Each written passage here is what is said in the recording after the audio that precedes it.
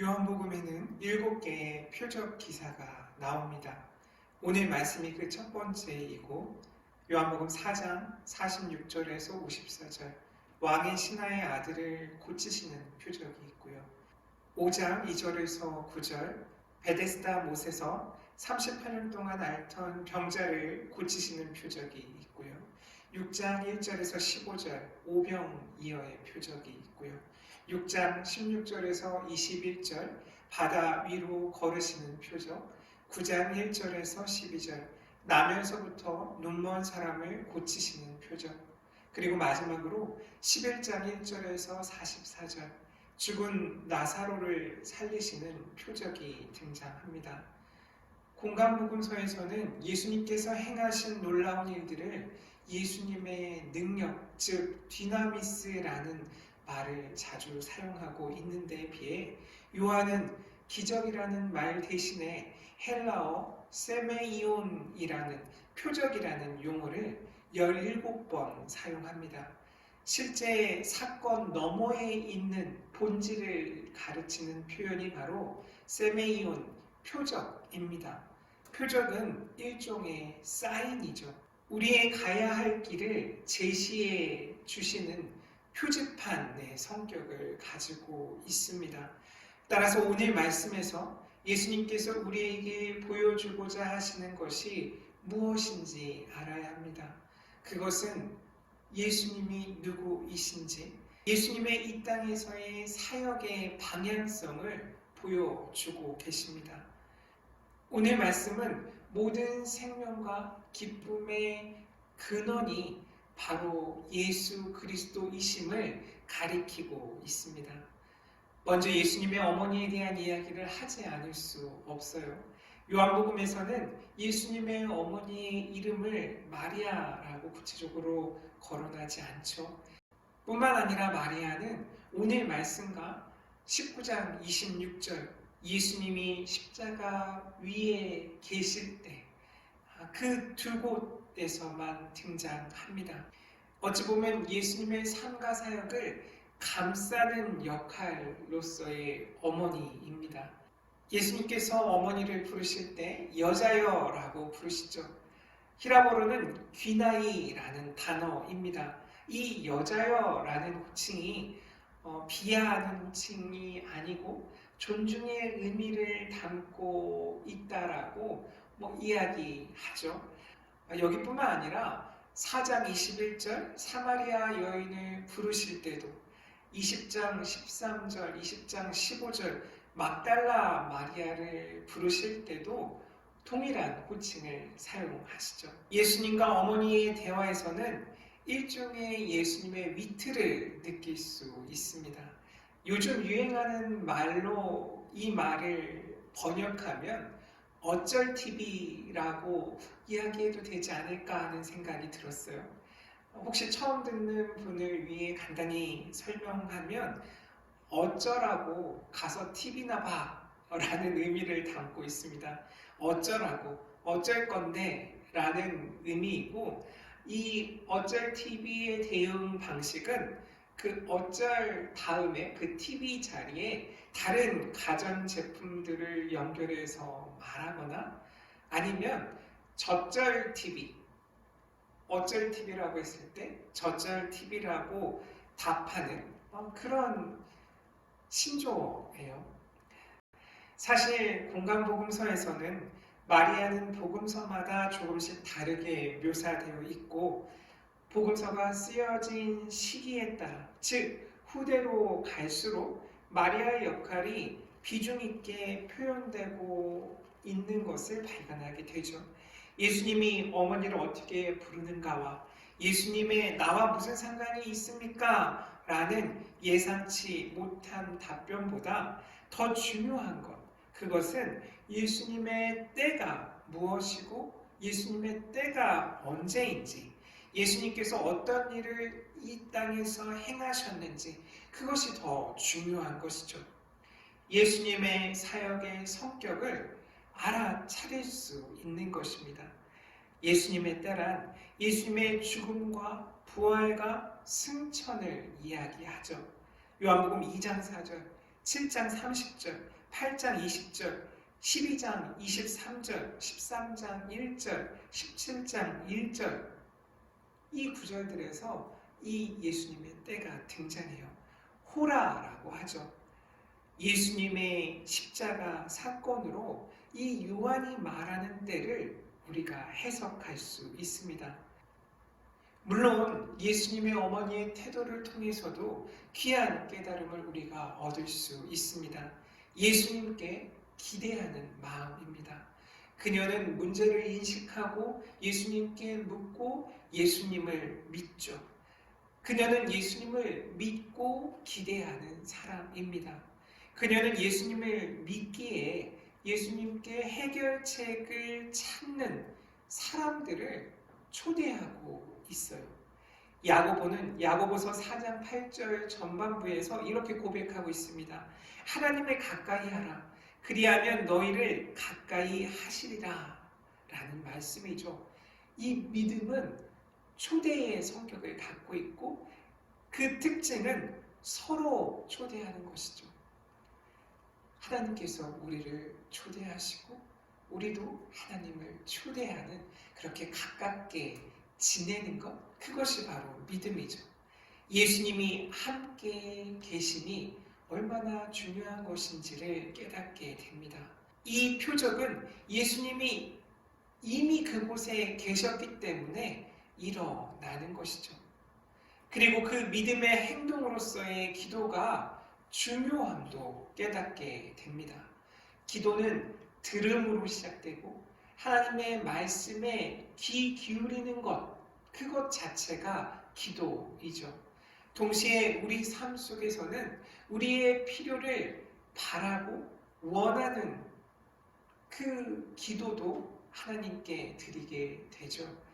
그들에게 포도주가 없다라는 심각한 결핍에 직면해서 나의 힘으로는 아무것도 할 수 없는 구체적인 상황 속에서 은혜를 경험하게 됨을 오늘 말씀을 통해 우리가 보게 되죠. 그들에게 포도주가 없다라는 것 자체가 기도입니다. 들으시고 응답하시는 예수님께 기대와 믿음으로 드리는 기도이죠. 2022년 기도하시기 바래요. 하나님께서는 우리의 기도에 응답하십니다. 우리에게 무관심하지 않으세요. 하나님의 사랑이 우리 삶의 돌 항아리에 가득 차고 넘친다는 것을 믿으시기 바랍니다. 그렇다면 예수님과 함께하는 삶은 무엇을 의미할까요? 가나의 혼인잔치는 예수님을 초대하는 삶, 예수님과 함께 있는 삶의 전형을 보여주고 있어요. 성경에서 혼인잔치의 이미지는 이스라엘의 회복을 이야기하죠.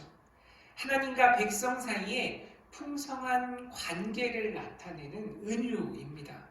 예레미야 3장 1절에서 8절, 에스겔 16장 38절, 요한계시록 19장 6절에서 9절에서 보여지듯 하나님이 우리와 함께 하시는 하나님의 나라를 이야기하고 있어요. 새로운 나라죠. 즉 하나님의 나라가 여기에 왔음을 이야기하고 있는 것이죠. 마태복음 22장 1절에서 14절에서도 예수님은 혼인잔치를 예로 드시면서 하나님 나라를 우리에게 설명하고 계세요. 그리고 포도주는 아모스 9장 13절에서 14절, 호세아 14장 7절, 예레미야 31장 12절에서 종말의 중요한 상징으로 표현되고 있어요. 구원과 관계된 기쁨과 축하의 상징으로 포도주가 자주 사용되죠. 좋은 포도주가 풍성하다는 것은 하나님의 구원의 날에 이스라엘뿐 아니라 모든 민족이 기대하는 풍성한 기쁨이 있을 것이라는 상징입니다. 그것은 우리를 너무나 사랑하셔서 사랑을 주시는 것을 멈출 줄 모르시는 분과의 친밀한 관계, 그것을 표현하고 그 관계를 맺는 것이죠.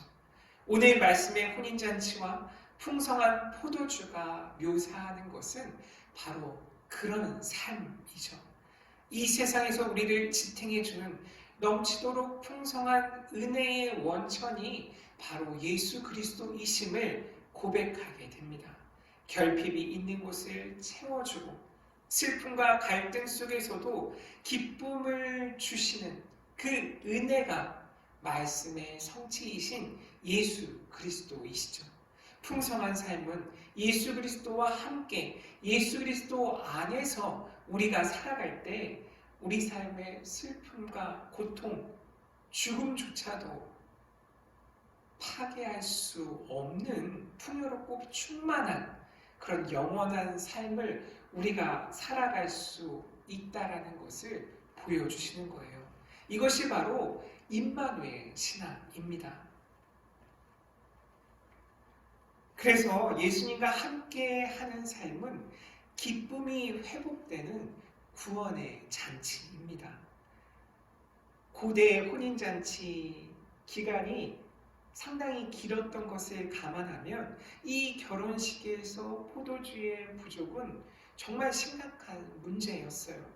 하객들이 필요로 하는 것을 제공할 수 없다라는 것. 그것은 하객들을 맞이하고 환대해야 하는 그런 잔치에 있어서는 실패를 의미했죠. 부끄러움이었죠. 이는 신랑과 신부, 그들의 가족들, 그들의 명예가 실추되고 부끄러움의 문제에 머무는 것뿐만 아니라 요즘도 마찬가지죠. 신랑 신부가 많은 하객을 대접하는 그 부담을 덜어주기 위해 축의금을 전하잖아요. 그때도 하객들이 이러한 부담을 같이 감당했는데 음식과 음료의 형태로 결혼 선물들을 가져오곤 했어요.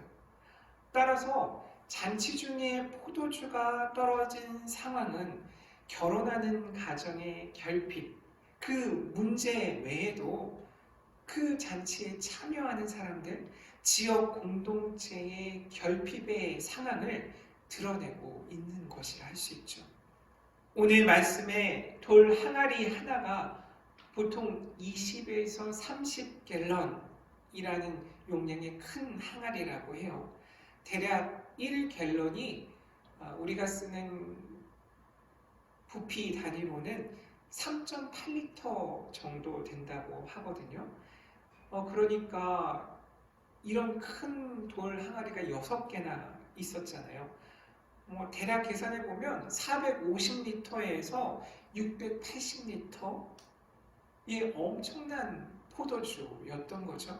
우리가 쉽게 접하는 2리터 생수병이라면 거의 300개 가량의 양이에요. 우리가 상상할 수조차 없는 양의 기쁨을 이야기하고 있는 것이죠. 예수님께서는 포도주가 떨어진 그 잔치에 공경과 수치스러움과 결핍을 이렇게 풍성한 기쁨으로 변화시키고 계신 것이죠.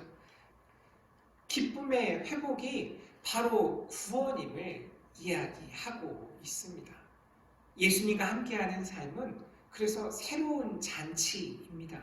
마가복음 7장 3절에서 4절을 보면 바리새인들과 모든 유대인들은 장로들의 전통을 지키어 손을 잘 씻지 않고서는 음식을 먹지 아니하며 또 시장에서 돌아와서도 물을 뿌리지 않고서는 먹지 아니하며 그 외에도 여러 가지를 지키어 오는 것이 있으니 잔과 주발과 놋그릇을 씻음이로라 라고 되어 있어요. 유대의 율법과 전통에 따라 손을 씻거나 그릇을 씻는 유대인의 정결 예식이 오늘 말씀에서도 드러나 있죠. 그 물이 새롭게 포도주로 변화되는 사건이 일어나죠. 옛 시대를 상징하는 유대의 정결 의식에 쓰이는 물을 포도주로 바꾸심으로 옛 언약이 아닌 맛도 더 뛰어난 새 언약이 예수 그리스도를 통해 시작되고 있다는 것입니다. 마가복음 2장 18절에서 22절에서도 새 포도주를 낡은 가죽 부대에 넣는 자가 없나니 만일 그렇게 하면 새 포도주가 부대를 터뜨려 포도주와 부대를 버리게 되리라. 오직 새 포도주는 새 부대에 넣느니라 하시니라. 이렇게 예수님께서 말씀하시죠. 새 언약을 새 포도주로 말씀하고 계십니다.